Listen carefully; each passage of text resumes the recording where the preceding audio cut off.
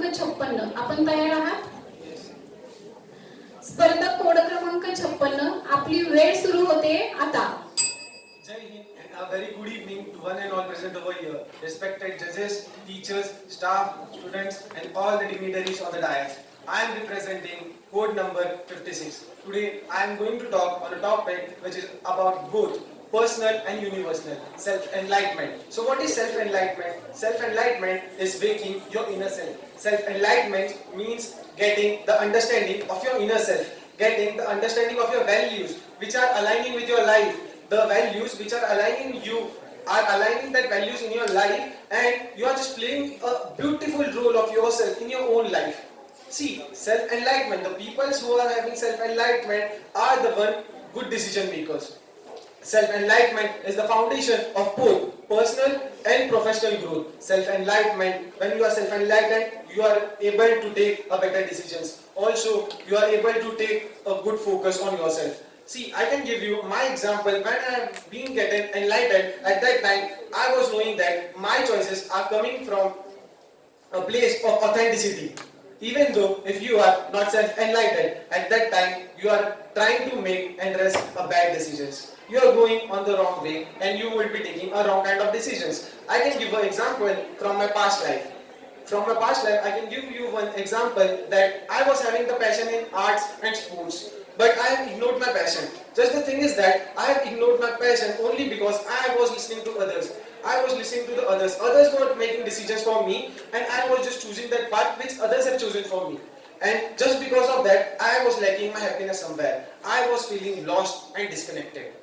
In today's fast forward world, we are getting disconnected because of achieving and chasing achievements in our day-to-day life. We are just running behind chasing achievement, fulfilling societal expectations. But the thing is that instead of running behind societal expectations and achievements, what we just want to do, we just want to hear our inner voice. What from ourselves, from our inner side, we are trying to say, we are trying to convey our inner message.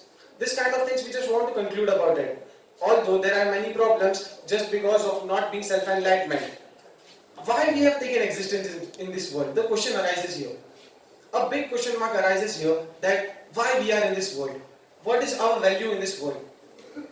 Is our value is zero, or we are here to become a hero in our own life? We are an individual which one is having a more sort of emotions like happiness, anger, fear, lust and many more. We are here to conquer our fear. A one who is knowing his strength and weaknesses is trying to work on it. What does it mean? It means that you are being self-enlightened. A person who is knowing his strength, who is knowing his weaknesses, a person who is knowing his highs, a person who is knowing his lows, a person, you are the own decision maker of your life. You are the creator of your own life. If you are taking the good decision like every night you are taking the decision like I am going to wake up tomorrow early in the morning at 5 a.m. Or else you are taking the decision, I will sleep till afternoon and I will wake up at afternoon 12 o'clock, I will watch Netflix, I will scroll reels and I will just waste my day at all. But this kind of thing is a stupidity at all. What just we want to do? We just want to make decision for ourselves. We just want to be a creator of our own life. What we want to do? We just want to wake up at early at 5 a.m. If we are enlightened, we are awakened from innocence, then we are knowing what is right for us and what is wrong for us. It depends on you. Either you want to become a leader or a follower. There are many more leaders who are having a great example in our era. There are many more examples of a great leader. A great leader is having a vision, not only for himself but also for the society. A great leader is having the vision not only for himself but also for the society. A great leader is always taking decisions and trying to elevate the society, trying to elevate his followers. There are many kind of problems. A report published in 2019 by World Health Organization says that 310 million people are suffering from anxiety. Also, 280 million people are suffering from depression. At the same time, 40 million people are suffering from bipolar disease. Is this kind of ratio what we are expecting in our life? Is this kind of lifespan what we were expecting in our life? No, not at all. What we just want in our life is happiness. We just want the happiness in our life. Also, we are just maintaining the happiness and peace in our life. Problem to this all all these kind of problems, there is only one solution, which is enlightenment. Enlightenment just not only means enlightenment for yourself, but for the whole society and for the whole world. If you are enlightened from innocence, then you are making other people enlightened. If you are being a leader, then you are making others also leader by inspiring your thoughts and your probation to others. Talking about the solutions, if we are coming to it, we can do meditation, we can go to yoga, we can go to sports, and we can do many sort of things. Just the thing is that you want to believe on it. See, for an example, if we take an example, you just want to cook a dish and you are just making the stove on and making it off. You are just making it on, off. The dish is not going to be cooked. And the thing is that you are not going to get the dish. Every now and then, in every second, you are changing the location in the GPS and you are trying to reach the destination. Is it possible? Not at all. If you are believing that you are on the right path of the enlightenment, then you are going to achieve it. Talking about the great leader personalities, there are many more social and spiritual examples. If we will be talking about the spiritual examples, then spiritual examples like Mahatma Gandhi, Gautam Buddha and Swami Vivekananda. Talking about the social examples, then we can talk about Martin Luther King, Karl Marx and Dr. Babasaheb Ambedkar. Also, these people have break the barrier of religion, caste, creed and age. We can see that enlightenment can be achieved by anyone. The thing is that we just want to believe in ourselves. Enlightenment is not a destination, it's a journey. The journey we want to achieve, a journey of self-growth, development and self-discovery. I just like to add a famous line said by a famous personality. The person who understands others is wise, but the person who understands himself is enlightened. Thank you.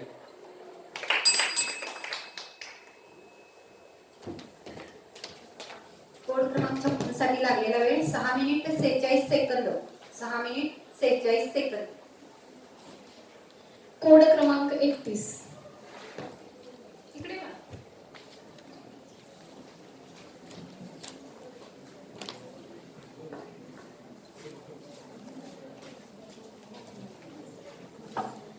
यानंतरचा स्पर्धक code क्रमांक आहे 33.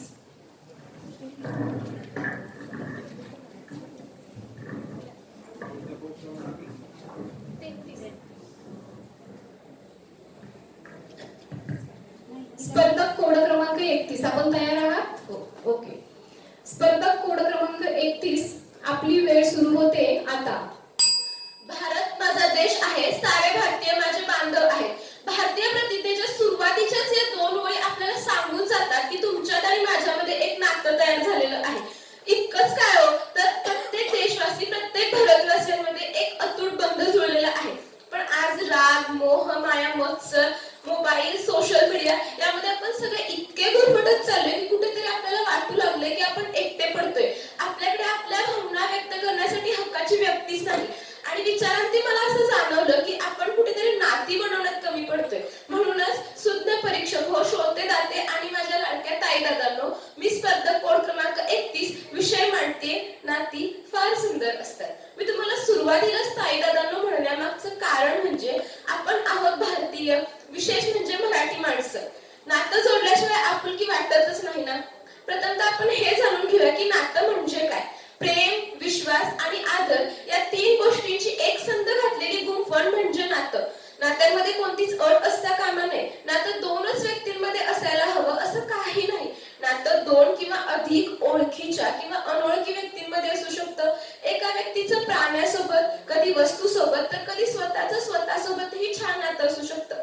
प्राण्यासोबतच्या नात्यांबद्दल बोलताना मला तुम्हाला सांगायला आवडेल, आमच्या इथे एका मांजरीने ना 4 गोंडस पिलांना जन्म दिला आणि त्या पिलांसोबत खेळण्यासाठी आमच्या गल्लीतली सगळी छोटी छोटी मुलं रोज संध्याकाळी शाळा सुटल्यानंतर 1 तास खेळायला येतात.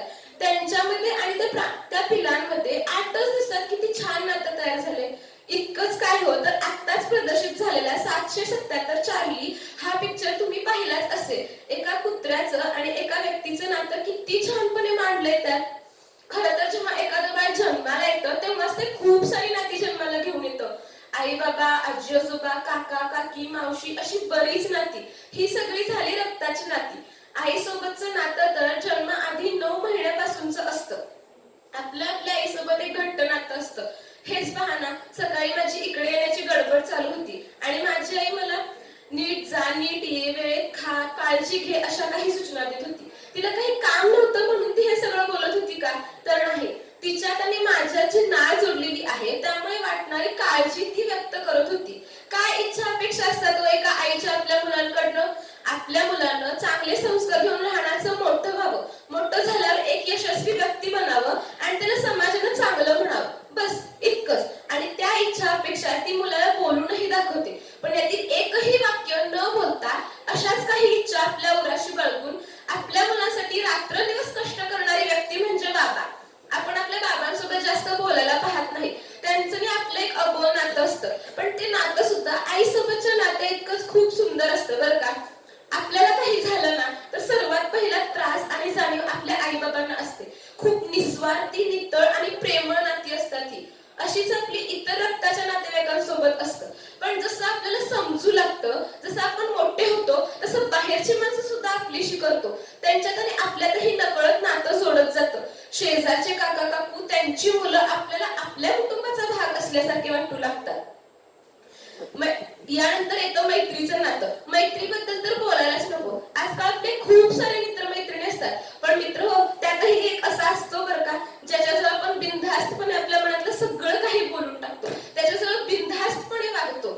मैत्रीविषयी बोलताना पु ल देशपांडे म्हणतात, रोज भेट व्हावी असं काही नाही, रोज आठवण यावी असंही काहीच नाही. इतकंच काय तर रोज बोलणं व्हावं असंही मुळीच नाही. पण मी तुला विसरणार नाही ही झाली खात्री आणि याची तुला जाणीव असणं ही झाली मैत्री. मैत्रीची उत्तम उदाहरणं द्यायचीच झाली तर कृष्ण आणि सुदामा, छत्रपती संभाजी महाराज आणि कवी कलश. कृष्ण देव होता, संभाजी महाराज राजे होते, तरीही त्यांनी आपलं मैत्रीचं नातं किती घट्टपणे निभावलं ओ. आताच येता माझ्या मैत्रिणीचा स्टेटस पाहिला, त्यात तिनं असं लिहिलं होतं, कुणीच नसतो कुणाचा साथी, देहाचीही होते माती, आपणच आपल्या जीवनाचे सोबती, मग कशाला हवी खोटी नाती. खरंच इतकी कमकुवत झालीत का नाती की आपल्या नात्यांवरचा आणि माणसांवरचा विश्वास कमी होतोय. मान्य आहे, आपल्या समाजात बऱ्याच काही घटना घडत असतात ज्यामुळे आपण थोडंफार माणसांपासून लांब राहू पाहतोय. पण ही नाजूक धाग्यांनी गुंफलेली तरल हळवी नाती, नाजूक धाग्यांनी गुंफलेली तरल हळवी नाती, जशी दवबिंदूच्या साथीनं डोलणारी गवताची पाती, जशी दवबिंदूच्या साथीनं डोलणारी गवताची पाती. खूप छान असतात नाती, खूप सुंदर असतात, फक्त ती आपल्याला जपता आली पाहिजे. आज आपण समाजात पाहतो की आपल्या आजूबाजूला चुलत भावाने बहिणीवर बलात्कार केला, शिक्षकांनी विद्यार्थ्यावर केला, इतकंच काय तर भावाने जमिनीसाठी भावाचा खून केला. पण अशा घटनांमुळे आपण एखाद्यावर विश्वास ठेवणं बंद केलं पाहिजे हे चुकीचं आहे. खरं तर आपण इयत्ता नववीच्या मराठी पुस्तकातील शिकलेला प्रीतम हा धडा, यामध्ये माधुरी शानबाग यांनी एका शिक्षिकेचं आणि विद्यार्थ्याचं नातं किती सुंदरपणे मांडलंय हो. इतकंच काय तर निस्वार्थी नात्याचं जिवंत उदाहरण म्हणजे देश आणि सैनिक. आपण एका सैनिकाचे सगळेच रक्ताचे नातेवाईक नाही लागत, पण तरीही तो आपल्यासाठी तिथे सीमेवर उभा आहे. आपण सगळे सण आनंदाने साजरे करावे, रात्रीची नीट झोप घ्यावी म्हणून तो स्वतःच्या घरातून लांब आहे. इतकंच काय मला तुम्हाला सांगायला आवडेल की आपल्या आशिया खंडातील सर्वात मोठी शिक्षण संस्था म्हणजेच रयत शिक्षण संस्थेचे संस्थापक कर्मवीर अण्णा आणि लक्ष्मीबाई यांची पुस्तकं वाचताना मला जाणवलं की त्यांनी ही खूप सारी नाती जोडली होती. जेव्हा अण्णांनी सुरुवातीला वसतिगृह बांधली तेव्हा मुलांची अचानक वाढती संख्या पाहता अण्णांना खर्चासाठी पैसे कमी पडत आणि त्यावेळी लक्ष्मीबाई त्यांच्याकडचे दागिने विकत. एक क्षण असा आला होता की त्यांच्याकडे फक्त त्यांचा सौभाग्याचा अलंकार म्हणजेच मंगळसूत्र हा इतकाच शिल्लक होता आणि तोही त्यांनी वसतिगृहातल्या मुलांसाठी विकला. ती सगळीच मुलं त्यांची स्वतःची होती का हो? तर नाही, पण त्यांनी तरी पण केलं का? तर त्यांनी जोडलेल्या भावना, प्रेम, ते निस्वार्थी नातं यासाठी.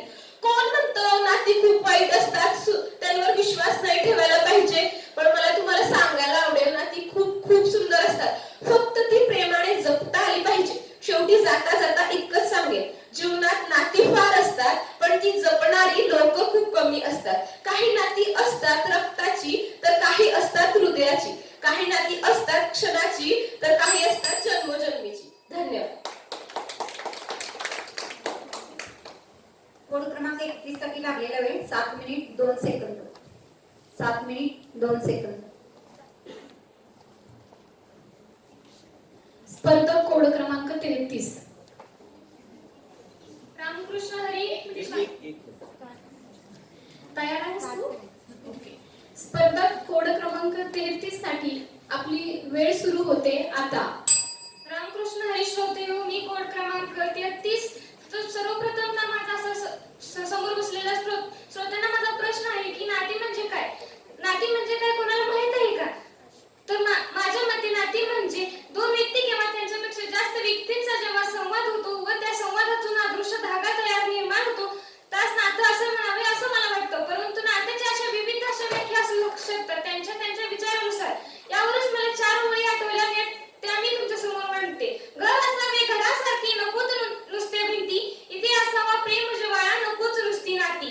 तर श्रोते एवढ्या बोलण्यावरून तुम्हाला साधारणतः अंदाज आलाच असेल की माझ्या आजचा वक्तृत्वाचा विषय काय आहे. तर श्रोते माझा आजचा वक्तृत्वाचा विषय आहे नाती फार सुंदर असतात. खरंच नाती फार सुंदर असतात का श्रोते? हा कधी कोणाला प्रश्न पडलाय का? मला वाटतं खरं तर कोणालाच हा प्रश्न पडला नसणार. कारण नाती काय असतात आजच्या काळातल्या माणसांनी हे माहीतच नाही. कारण आजचा काळ हा आधुनिक काळ आहे. प्रत्येक जण आपापल्या स्वार्थासाठी झटत आहे. ही गोष्ट सर्वात जास्त आपल्याला शहरामध्ये दिसून येते. पहा, शहरातील व्यक्ती ती स्त्री असो व पुरुष प्रत्येक जण सकाळी कामाला जातात ते संध्याकाळी घरी येतात. अशा वेळी त्यांच्या लहान बालकांना त्यांनी पाण्याघरात सोडून जातात. श्रोते हो, काय वाटत असेल ते एवढ्याशा लहान मुलाला? आपले आई वडील आपल्याला दिवसभरात दिसले नाहीत एवढ्याशा मुलाला केवढे मोठे प्रश्न पडले असतील. श्रोते हो, मी पहिलं नातं तुमच्या समोर मांडत आहे ते म्हणजे आई आणि बाळाचं. आई माझा गुरु, आई कल्पतरू, आई सौख्याचं सागरू, आई माझी. केवढा चांगला अर्थ निघतो ना या 4 ओळीचा. असं म्हणतात स्वामी तिन्ही जगाचा, आई विना भिकारी. स्वामी तिन्ही जगाचा, आई विना भिकारी. आई म्हणजे आपली प्रथम गुरु. चांगलं वाईट आपल्याला तीच शिकवते. तिच्या विना आपलं आयुष्य व्यर्थ आहे. आई एक दिवस जरी घरी नसली तरी आपल्याला तिचा सारखा भास होत असतो. आई प्रत्येक गोष्टीसाठी आपल्याला आठवते. आई मला हे पाहिजे, आई मला ते पाहिजे. खास करून आपण पैशाच्या गोष्ट असली तर आपण आईकडे जातो. अशा असंख्य गोष्टीचं निरसन आपली आई करत असते. जशी आई आपल्या आयुष्यात महत्वाची आहे तसेच आपले वडील सुद्धा आपल्या जीवनाचा अविभाज्य भाग आहे. या वडिलांसाठी 4 ओळी. प्रत्येक वेळी खाली पडल्यावर जो मला उचलतो तो माझा बाबा. चुका केल्यावर रागवतो पण तरीही सावरून घेतो तो माझा बाबा. वडिलांबद्दल मी काय बोलू? माझे वडील माझ्यासाठी हिरो आहेत. आई तर आयुष्यात महत्वाची आहेच की, पण वडील हे असं म्हणतात ना संसाराची 2 चाके हे पती पत्नी होय. आई तर घराला स्वर्ग बनवतेच की, पण माझ्या मते त्या स्वर्गाची खरी शोभा म्हणजे माझे वडील आहेत. आई तर घर सांभाळत असते की, पण जगाची टोमणे जगाचे टेन्शन हे एकटा आपला बाप सहन करत असतो. मुलांच्या शिक्षणातील अडचणी, कुटुंबातील लागणाऱ्या गोष्टी अशा वेगवेगळ्या गोष्टींचे पुरवठा आपला एकटा बाप करत असतो. बापाचा स्वभाव हा नळासारखा असतो. वरून टणक पण आतून अमृतासारखे गोड. प्रत्येक मुला-मुलींसाठी आपला बाबा हा हिरोच असतो. जसे इंद्रधनुष्यामध्ये 7 रंग असतात तसे नाते फक्त आई वडिलांचेच नसते. या नात्यांमध्ये बहीण भावाच्या नात्यांचा सुद्धा समावेश असतो. कधी म्हणतात तर कधी रागवतात. बहीण भावांचं नातं म्हणजे कपशीसारखं असतं. वडिलांनंतर भाऊ आपल्या बहिणीची काळजी वडिलांसारखी करतो, तर बहीण आपल्या भावाची काळजी आईप्रमाणे करते. भावा बहिणीचं नातं हे पवित्र मानलं जातं, परंतु आजच्या काळात बहीण भावाच्या नात्याला सुद्धा काळीमा फसणाऱ्या गोष्टी घडतात. अशा या पवित्र नात्याबद्दल मी तुमच्यासोबत 4 ओळी मांडते. अशी बहीण भावांची नाते क्षणात हसतात, क्षणात रडतात, क्षणात भांडतात, क्षणात मारतात, पण तरीही हे नातं पवित्र मानलं जातं. साखरेचा पाक जसा मुरावा तसं हे नातं मुरतं. या कौटुंबिक नात्याबरोबर अशी काही नाती असतात जी आपल्या रक्तातील नसतात पण आयुष्याच्या प्रत्येक वळणावर आपल्याला साथ देतात. ती म्हणजे आपली मित्रमंडळी. आयुष्यात असा एक परममित्र किंवा मैत्रीण असावी जिथे आपण आपले विचार, सुख दुःख व्यक्त करू शकू. मित्रमैत्रिणीशिवाय आपण जगण्यात एक वेगळीच मजा असते. अशा या मैत्रीच्या घट्ट नात्यावर मला तुमच्यासमोर 4